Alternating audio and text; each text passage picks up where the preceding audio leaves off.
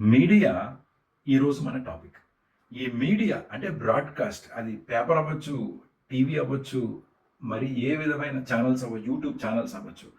ప్రతి media flash అని చెప్పి వాళ్ళ రేటింగ్స్ కోసమో, వాళ్ళ డబ్బుల కోసమో ఫ్లాష్ చేస్తూనే ఉంటారు. ఒక వినూత్న రీతిలో ఒక కథాంశం తీసుకొచ్చి మన ముందు పడేస్తారు. ఆ కథాంశానికి పూర్వోత్తరాలు తవ్వి మరీ మనకు చూపిస్తారు.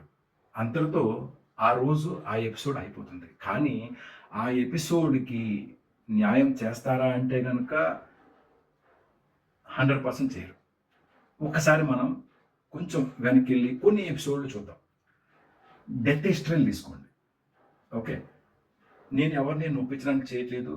ఇది మీడియా వాళ్ళు తన రెస్పాన్సిబిలిటీ తీసుకోవాలి కాబట్టి మీడియా వాళ్ళకి మాత్రమే చెప్తున్నా. ఎందుకంటే మీరు బాధ్యత గల ఫీల్డ్‌లో జర్నలిజంలో ఉన్నారు కాబట్టి ఈ మీడియా వాళ్ళు మాత్రమే గొంతెత్తి కలంతో రాయగల కెపాసిటీ ఉన్నవాళ్ళు జర్నలిస్టులు మాత్రమే. దయచేసి నన్ను నెగిటివ్‌గా అనుకోకండి మిత్రులారా. నేను మీలాంటి వాడినే. Media so powerful. ఎవరినైనా కాలర్ పట్టుకుని అడిగే కెపాసిటీ మీడియాకి మాత్రమే ఉంది. మీరు ఎవరికి తల ఒగ్గకండి. మీకు ఫ్యూ ఎగ్జాంపుల్స్ చెప్తాను. డెత్ హిస్టరీలు తీసుకోండి. వైఎస్ రాజశేఖర్ రెడ్డి గారు ఎలా చనిపోయారు? ఇది ఈ రోజుకి ఒక క్వశ్చన్ మార్క్. అవునా కాదా? అలనాటి నటి శ్రీదేవి మరణం ఇప్పటికీ అనుమానాస్పదమా కాదా?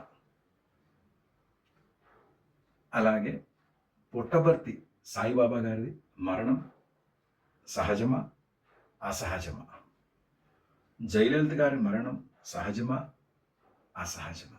ఒక్కసారి ఆలోచించండి. ఇవన్నీ అప్పుడు ఆ ఇన్సిడెంట్ అప్పుడు ఫ్లాష్ అని చెప్పి కొన్ని గంటల తరబడి కొన్ని రోజుల తరబడి రన్ చేసాం. కానీ ఇప్పుడు ఎవరైనా మీడియా వాళ్ళు ఆ కేసుల గురించి పోలీస్ డిపార్ట్మెంట్ని కానీ పొలిటికల్ లీడర్స్ కానీ అడుగుతున్నామా అంటే అడగం.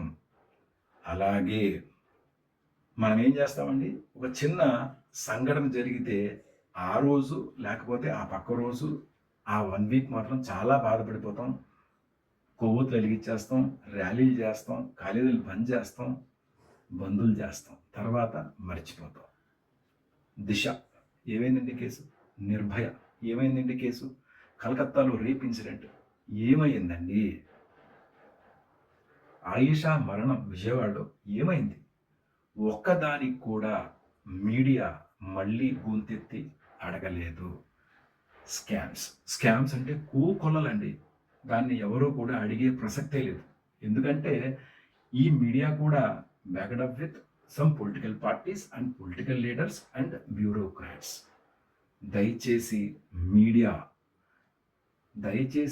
క్వశ్చన్ అడిగే స్టేజ్లో ఉండాలి. ఇటీవల హెచ్సిఏ స్కామ్ ఎంతోమంది క్రికెట్ ఆడాలని ఉత్సాహంతో హెచ్సిఏ తలుపు తడితే హెచ్సిఏ మొత్తం పప్పుల తడకలు. ఎంతోమంది క్రికెటర్స్ ఈరోజు రోడ్డున పడ్డారు తెలంగాణలో. ఇలాంటివి ఎన్నో ఉన్నాయి ఇండియా మొత్తంలో. దయచేసి నా మీడియా మిత్రులకి అలాగే మీడియా వాళ్ళకి సోషల్ రెస్పాన్సిబిలిటీ తీసుకోండి. ప్రతి కేసుని అడిగే ధైర్యం మీకు మాత్రమే ఉంది. పోలీసులను అడగండి, గవర్నమెంట్ని అడగండి. ఇన్ని కేసులు అయినాయి, ఇన్ని కేసులు మాకు క్వార్టర్లీ రిపోర్ట్ కావాలి, ఏమైంది కేసు, ప్రతి కేసు క్లోజ్ అయిందా, క్లోజ్ అయితే ఎలా క్లోజ్ అయిందో అడిగి మీరు ఎపిసోడ్ రన్ చేయాలి. అప్పుడే అండి మీడియా పవర్ఫుల్. అంతేగాని ఫ్లాష్లతో మీ రీటింగ్ కోసం ఇది కాదు. దయచేసి మీడియా వాళ్ళందరూ కూడా కంఠంగా కలిసి గవర్నమెంట్ని నిలదీయండి. స్కామ్ చేసే వాళ్ళ భరతం పట్టండి. ఎవరైతే నిర్భయ, దిశ, ఆయిషా, కలకత్తా రేప్ ఎవరైతే చేశారో వాళ్ళ పని పట్టే మొత్తం మీ చేతిలోనే ఉంది. హోప్ నా మెసేజ్ మీకు నచ్చినట్లుగా భావిస్తాను. దయచేసి కాలర పట్టుకుని అడిగే కెపాసిటీ మీకు మాత్రమే. ఇంకొకసారి తెలుసుకోండి. కలం వాల్యూ మీకు మాత్రమే తెలుసు. దయచేసి కలాన్ని వాడడం నేర్చుకోండి మర్చిపోతే కనుక. మీకు నచ్చితే కనుక మీ మెసేజ్ నాకు తెలియజేయండి. Thank you so much. Survey జనా సుఖినో భవంతు.